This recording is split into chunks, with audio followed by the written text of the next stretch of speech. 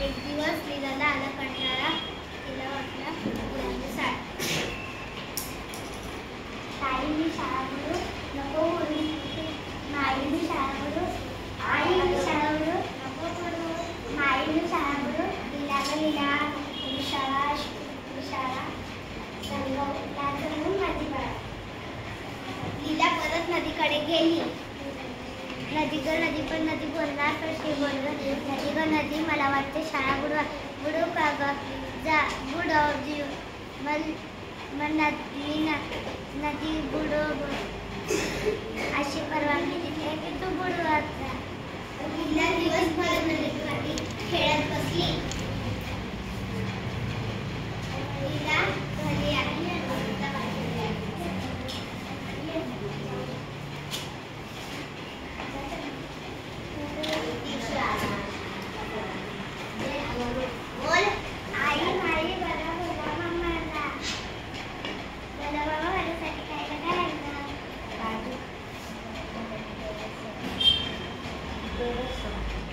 मोठा आवाज काढ सुरेश.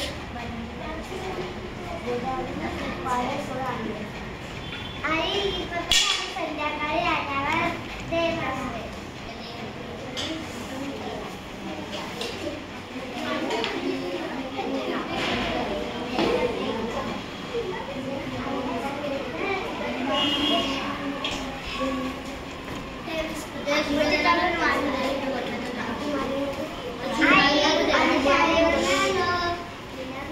लीला घरी आली.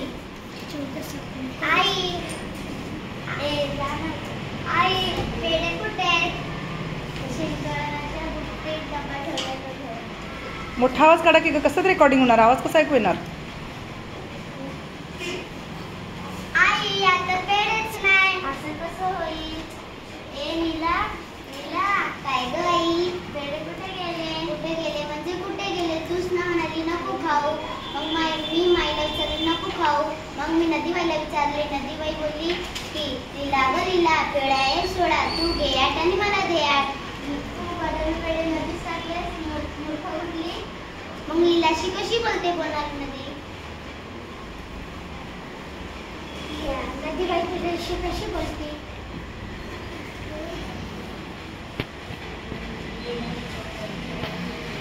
लीला विचार करत लागली.